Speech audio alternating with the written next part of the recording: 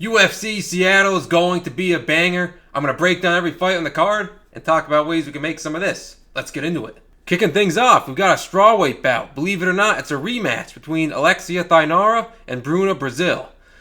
With Thainara, we've got tremendous pressure. She's going to move forward non-stop. Really good cardio and really good combination entries. She also does a good job of recognizing when her opponent's going to strike and slipping back to avoid those shots.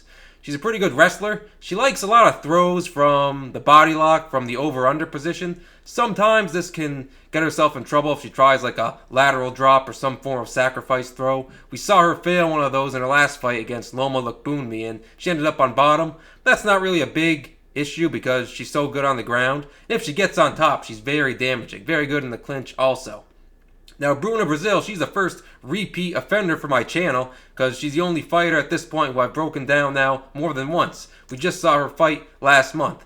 And she's got some good skills. She can actually grapple pretty well when she has to. Her striking technique isn't bad, but she just does nothing. She wastes too much time. She looks like she doesn't even want to be in there often. And, if I had to, make Brasil define the word urgency, she'd probably say, hold on, let me have a picnic first, because this girl just has no urgency whatsoever. Like I said, she doesn't even look like she really wants to fight much of the time.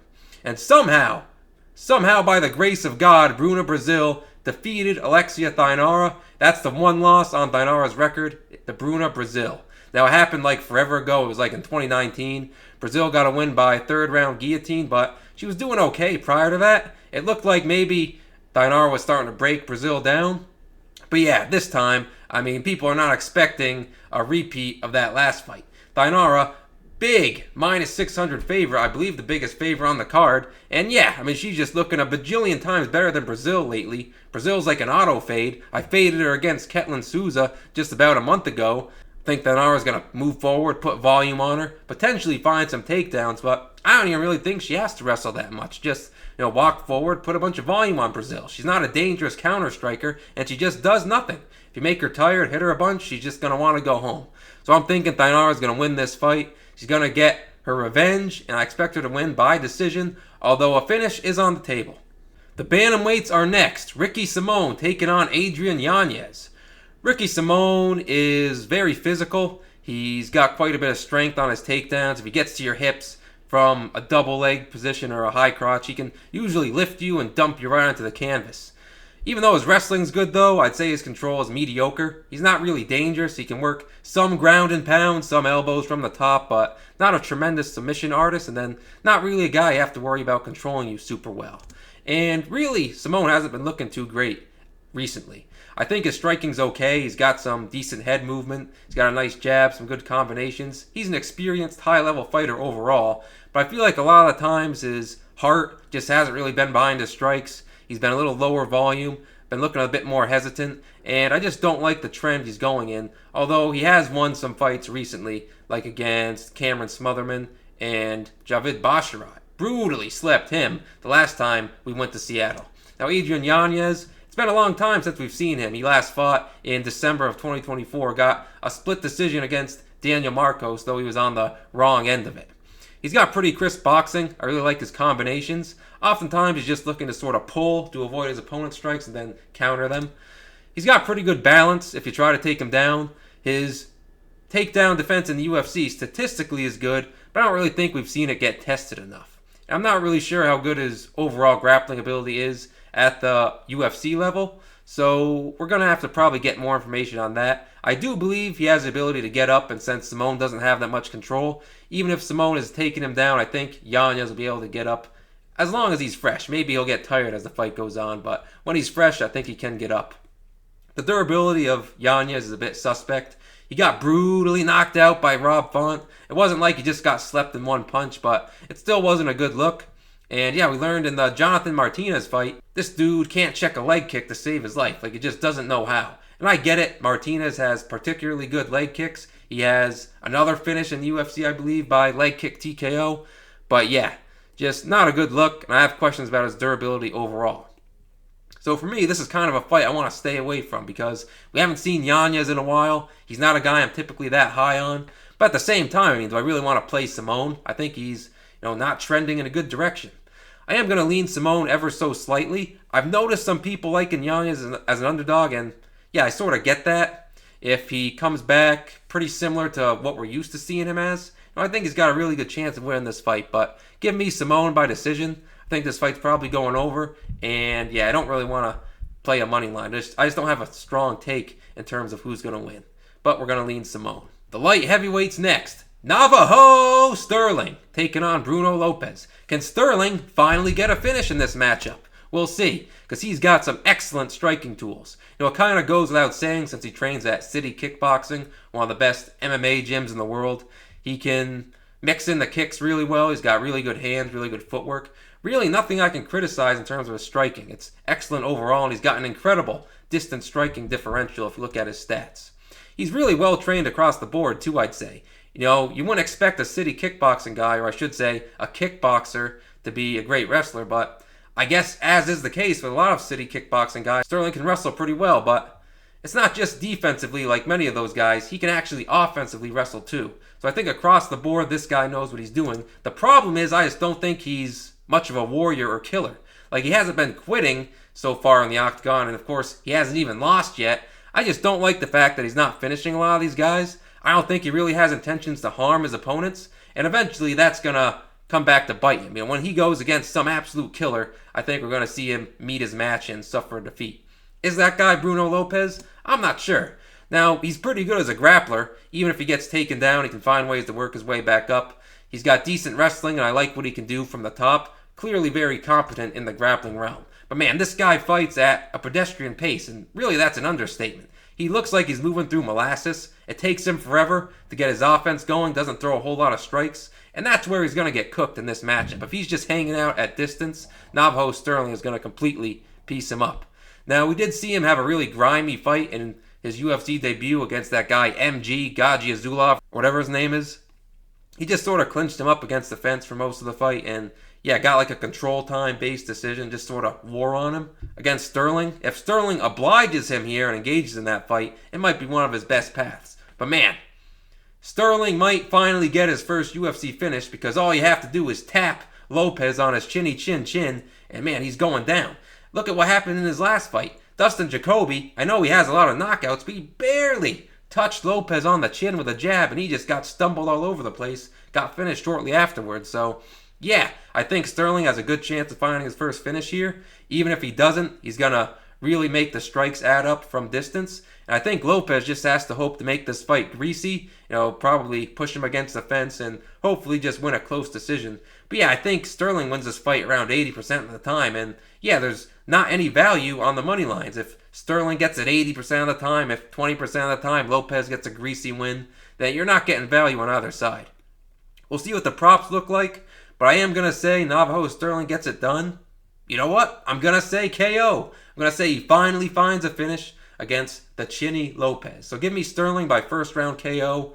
But not sure I'm going to put my money on that. We'll see what happens. We've got some flyweights next. It's Casey O'Neill taking on Gabriela Fernandes. And yeah, is this a fight card or a bakery? What's with all the cake we've got here? And we haven't even gotten to Macy Barber yet. But anyway, I digress. Casey O'Neill, one thing that sticks out with her is the amount of volume she puts out. She throws a tremendous amount of strikes, and I believe she lands about double what Gabriela Fernandes lands at distance, at least in terms of striking rate. She's got really good combinations. I like the way she can mix in some of her kicks. Sometimes displays good distancing, moving back when her opponent strikes, then getting right back on the pressure. I love to see that. Not wasting any time, not letting her opponents rest. She doesn't have a lot of power, and that's a big disadvantage she's going to have against Fernandes, with the wrestling O'Neill has. I don't really like the fact that she can't really get a ton of lift from her double leg. We sort of see this from female fighters at times, like Erin Blanchfield. They can get to a good position in wrestling, but just don't seem to have the strength to finish those takedowns. And that could also be a problem here against Fernandes, who's physically much stronger. But if Casey O'Neill can ever get the fight to the ground, she's very competent there. She's very effective. She has excellent ground and pound. And yeah, it's where she's going to want to get this fight, if she's smart. Gabriela Fernandes fights out of the southpaw position. She's got great body kicks. She can wing kicks to the head. And when she sits down or punches, she can really land with a lot of impact. She smoked Wong Tong in the second round and ended up finishing her by sub. So yeah, you don't want to sleep on this girl's power. She could actually hurt and finish Casey, I think, here. Now, the approach Fernandes uses can sort of vary. We see her sometimes just putting herself on the back foot, circling around, whereas other times, like against Carly Judice, she just came out guns a-blazing, just coming forward trying to take her head off. I think that's what she's going to want to do here. She's just got to be careful she doesn't get taken down. But if she puts herself on the retreat, I think that's actually going to be pretty bad for her, because I think Casey O'Neill is just going to be able to move forward, get her volume going, find her rhythm. And I do think Fernandes can also gas over time. So if she just lets Casey O'Neill roll downhill, it's not going to be good. So we need to make sure we consider that Fernandes might not come out with the best game plan. She's got to be smart here. And yeah, she's absolutely terrible from her back. I mentioned O'Neill might have a difficult time finding takedowns, but we have to consider that if O'Neill does get takedowns, that's probably going to be a round. It could be the fight. Fernandes is helpless from her back. Hasn't gotten finished yet, but I could see her eventually getting finished if a competent grappler is on top of her. And again, I do think if O'Neill can just land a takedown in a round, that's probably the whole round right there. If she gets 2 takedowns across the entire fight, she probably wins the fight. So ultimately, we're looking at a close line. We've been seeing some movement back and forth here so far. Recently, the money's been coming in on Fernandes. But yeah, I like Casey O'Neill. I already bet her for this fight. I took her money line. And I think plus 105 is still very playable. Great price. Better than what I got, actually. Because I think she has more ways to win. If Fernandes comes out with a bad game plan, she's probably going to get cooked. And even if she's being aggressive, I think she might put herself at risk of being taken down. And yeah, I also like the volume advantage. Even though Fernandes has the power advantage, over the course of 15 minutes, we expect Casey O'Neill to land a lot more strikes. Give me Casey O'Neill here by decision. Heavyweights up next. Marcin Tybura against the newcomer, Tyrell Fortune. And this is not my doing. The UFC has this picture of Tyrell Fortune. They didn't put anything up for him, so you can go blame them. This wasn't me. Not my fault. Now, when we use the term crafty, I think that applies to no one better than Marcin Tybura. He's about as crafty as you get. He's crafty everywhere, super high fight IQ. I think his experience shows in all of his fights. He knows exactly what to do in every given situation. Really, his main problem is that he's just been getting chinned, and it's usually by guys who have great power, so he's not just getting chinned by random bums. Usually it's guys who actually hit very hard. Some of the best power punchers in the heavyweight division are the guys who are knocking Tybura out most of the time. So yeah, typically that's the only way you beat Tybura, by just smacking him hard, putting him out, forcing him out against his will. And on the ground, this is important here because Tyrell Fortune is a wrestler for the most part. Marcin Tybura is really tricky across the board. He's very hard to control. We saw against Sergey Spivak twice. Even in the fight that Spivak won, Tybura was able to reverse him. He's really, really tricky. He attempts submissions from his back. He's good with sweeps. And he's got really good offensive wrestling himself. When he does get on top, he's very effective with ground and pound and submission attempts. So yeah, you don't really want to be engaged in the clinch or on the ground with this guy. Your best chance is usually to knock him out. Now, Tyrell Fortune, he might be able to knock Tybura out. He's always looking for bombs on the feet, looking for these big overhands. He's not super skilled, and I wouldn't say he has incredible power compared to some of the guys Tybura has lost to, but I do believe it's possible Fortune could find a big shot here and put Tybura away. I think that's his main path to victory. Fortune does have excellent wrestling. Now, the takedown defense of Tybura has held up pretty well in the UFC so far, but yeah, I do think Fortune could take him down here. He's got an excellent single leg takedown, finishes well by running the pipe. The thing is, I just don't know if he's as effective from the top as Tybura is. So if Fortune ends up on top, I think Tybura could probably survive, even reverse position, if not get back to his feet. But based on what I've seen from Fortune, he's not as great when he's in a disadvantageous position on the ground. If Tybura gets on top of him, I think Fortune's going to be at real risk of getting finished. And that's one of the things that the fight comes down to for me. If Fortune doesn't find a finish on the feet, I think we're going to see a lot of grappling. But as the fight goes on, I think the crafty Tybura is going to be able to use his Brazilian Jiu-Jitsu, potentially find sweeps, potentially find takedowns of his own against the fence. And when he gets on top, he's just going to be a lot more effective than Fortune is when he's on top. So yeah, I think Tybura has some finishing upside on the ground. I think he's got the control time upside. So ultimately, I like him here as an underdog. And yeah, he's the other bet I have so far. I took his money line at about the same price it is now. I think it's still playable. Give me Tybura here. There are a number of ways he could win the fight, but I'm going to say decision. Oh boy, lightweights next. It's Chase Hooper taking on Lance Gibson Jr. And yeah, I was very disappointed in Chase Hooper when he fought Alexander Hernandez. At his age, he should be making a lot of improvements, and yeah, you should be finding a way to get past Alexander Hernandez, but really bad look in that fight. He had a hard time tracking Hernandez down, his footwork wasn't great, he didn't have a lot of tactics on the feet to close the distance, didn't have a lot of good tactics to get the fight to the ground either. He looked silly almost when he was trying to shoot for takedowns. I do think maybe the striking of Hooper has improved a little bit over time, but not to the extent you would like to see. But holy smokes, if this guy ever gets the fight to the ground, his jiu-jitsu is just on another level. And he just makes his opponent's lives miserable with the crazy length he has. It seems like, we can tie up a submission, whatever submission he wants, from like anywhere. Whether he's on bottom, and if he gets to your back, forget it. You're absolutely toast. He's got those skinny arms, which means, you got a lot of bones going into your neck when he attempts chokes. Just a nightmare to deal with on the ground. The wrestling I do think has gotten better. If Hooper can close the distance and get to your hips, he's gotten a little bit stronger. He can find ways to finish his takedowns, and he can probably just pull you on top of him if he needs to. I think he'd be perfectly fine doing that in a lot of situations. Lance Gibson Jr., this guy's kind of like a track star. He's kind of like a Chelsea Chandler, shall we say, with the way he just runs around the cage. Really hard to track down, and that's a potential concern I have for Hooper in this fight. We just saw in his last fight, he doesn't have a lot of good ways to close the distance. His footwork's not too good. So if he can't cut off the cage, Lance Gibson Jr. is just going to dance all over the place.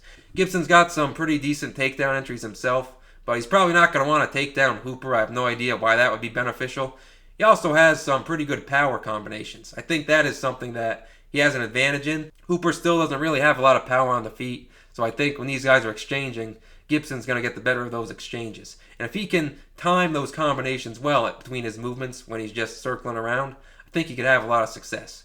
The problem for Gibson is I really don't know how well his grappling's going to hold up. I haven't seen a lot of high-level grappling evidence from him. We got to imagine that if the fight hits the canvas, Hooper's going to have a massive advantage and be live for a finish.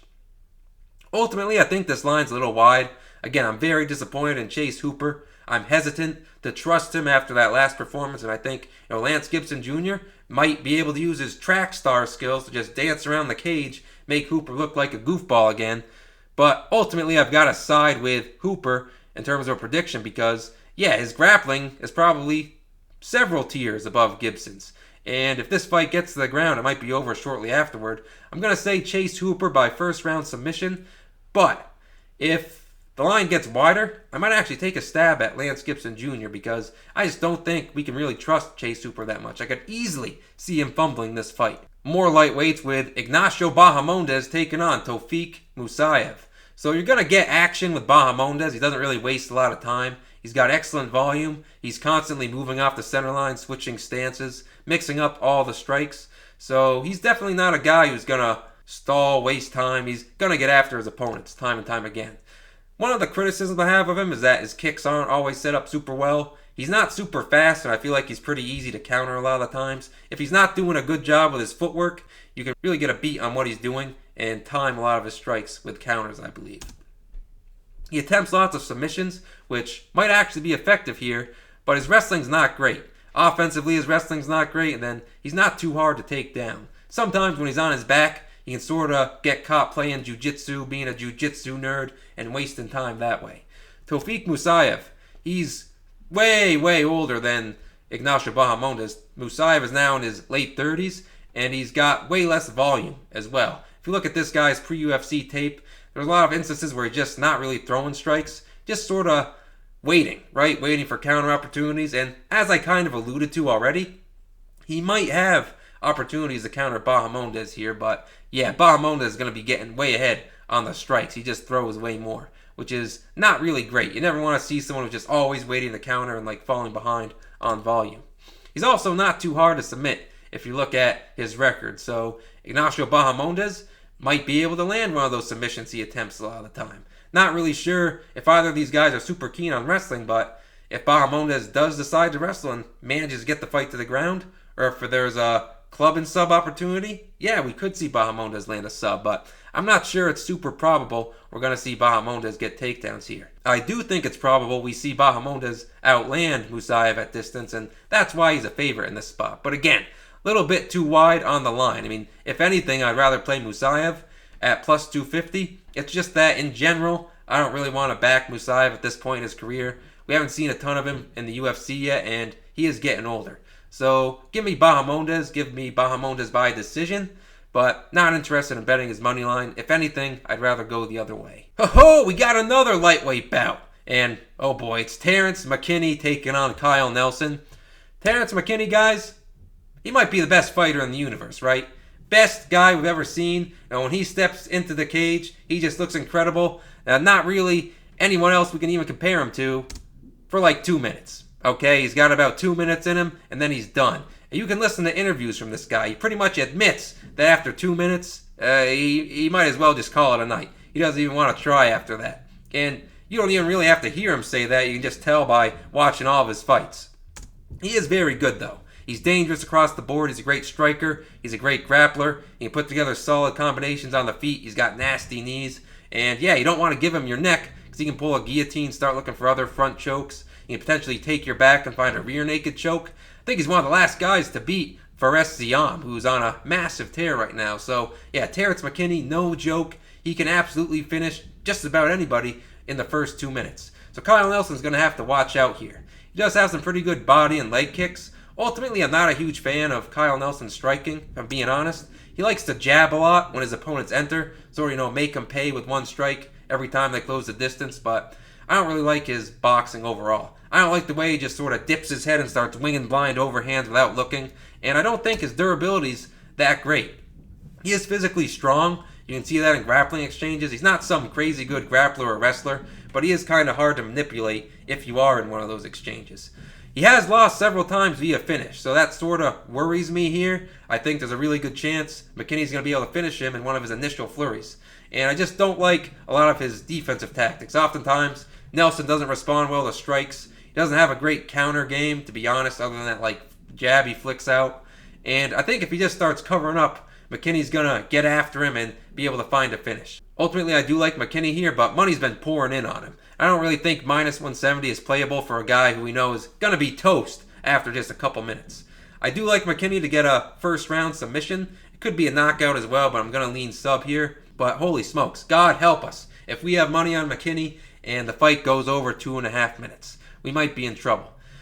Weird stuff has been happening recently in the UFC, so I don't know, maybe McKinney will find a second round finish. Maybe that's on the table. And of course, he's going to be at risk of getting finished himself by Nelson if the fight gets extended, because Terrence McKinney fights have never gone the distance. I don't think he's gone the distance a single time. He's very do or die, kill or be killed. If he doesn't find the finish early, he gets finished. That's the way it goes. But I do think Nelson, a guy who's been finished many times, is someone McKinney's going to be able to get out of there early. So yeah, I'm taking McKinney first round submission.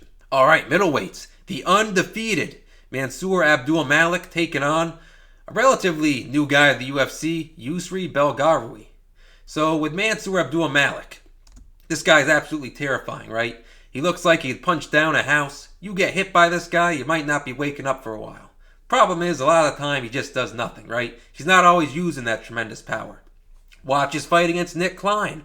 Watch his fight against Cody Brundage. His distance striking output is terrible. This guy's just staring at his opponent a lot of the times, not even really attempting a lot of strikes. That's kind of frustrating given that he has so much power. He's not really getting after his opponents, and that could be a huge problem here, as we will talk about in a second. He comes from a strong wrestling background. This guy looks pretty much impossible to take down. If you're trying to get in on Mansour Abdul-Malik's legs, be prepared to just start eating a bunch of hammer fists, because you're probably not going to move him, and he's just going to start pounding your head in. He also has great offensive wrestling himself. I don't think he uses it enough, but it's probably something he's going to want to use here. He can just sort of run right through people. It just looks like if he gets your midsection, he can just throw you down, no problem. He's just that strong. The chin is a little bit concerning.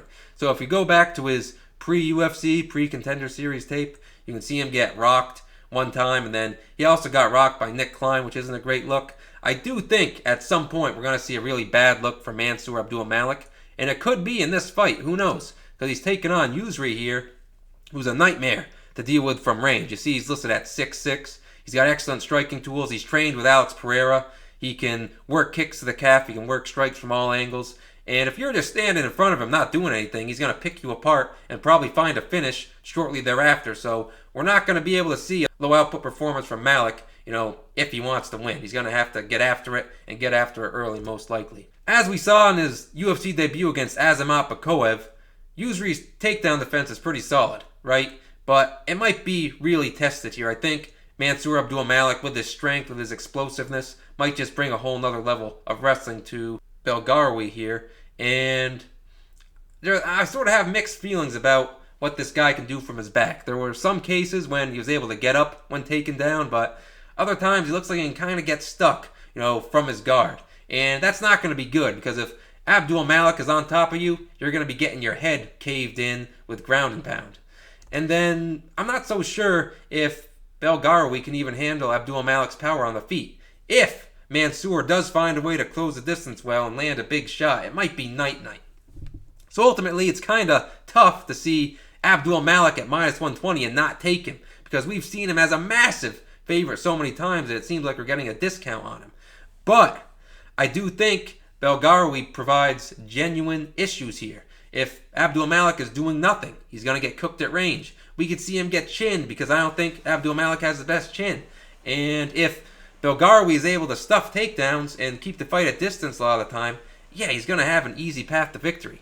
This is kind of a 50-50 fight for me, but since Belgaroui is an underdog, give me him. Give me Belgaroui by second round KO. Not sure if I'll get to a bet, but if we see him at more plus money, I'll probably have to take a shot on him. Featherweight banger here with Julian Erosa, the veteran, taking on Dana White's Contender Series newcomer, Larian Douglas.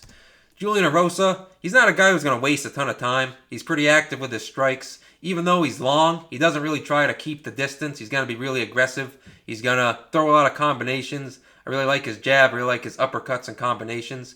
But he's really good on the mat, I'd say. I think the grappling is his greatest strength. If you put him on his back, he's really hard to control. He'll throw up potential submissions as well. You do not want this guy on your back, and he has nasty front chokes. Just ask Christian Rodriguez, who looked like he'd never grappled a day in his life compared to Erosa. Got tapped immediately with a guillotine this guy threw up. Erosa will also mix in the wrestling a bit as well. Problems with Erosa are he's getting older. He's looked really slow. Like his last couple of fights, he just looks like he's moving through glue, moving through molasses, and his chin is absolutely done. This guy's been finished by KO 19 million times, and that's going to be a big problem here against Larian Douglas, because this guy has about the most power you'll see from a featherweight. Obviously not Ilia Topuria level, but it's up there. The way this guy, engages his entire body on his hooks is really terrifying to see. And because Erosa has some chin issues, if this guy connects, he could put him out cold. That might be the end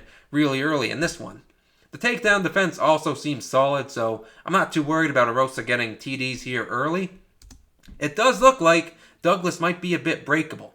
If you go through some of his losses, it looks like there are times when, he's just sort of getting overwhelmed by pressure, sort of, quitting when he sees adversity. I'm not 100% sure if that's what I was seeing in his fights. It looks like that was potentially the case. And if he fails to finish Julian Erosa, Julian Erosa is exactly the type of guy who will break you down. Because like I said, striking's pretty good. He's going to string stuff together, and he can mix in the wrestling when he needs to. You do not want to get tired against Julian Erosa. So ultimately, I've got to lean Douglas here. I think he's going to get it done by first round KO just because of the massive power he possesses and the chin issues of Erosa. But if this fight gets extended, I sort of fear for Larian Douglas. Julian Erosa could end up taking over. Give me Douglas here by first round KO. Not interested in playing the money line. I think it's pretty much where we would expect it to be. Welterweights next. Michael Chiesa taking on Nico Price. Nico Price, a guy who just got brutally served by Nikolai Veretennikov a little while ago, just about a month. So Michael Chiesa is getting up there in age. He's getting really favorable matchups now that he's late in his career, and he's working with like ESPN or I guess just the desk analyst for UFC. He's super light on his feet, but possesses no power, has 0 knockouts in his professional career. Not too surprising when you watch him because he just looks like he's sparring, but his movement's pretty good, right? He's not going to stay in the center line. He's pretty good at countering, really good at just sort of being annoying, just sort of flicking stuff out in his opponent's face. He's not really staying in one spot too often. Good movement, but 0 power and really no threat on the feet.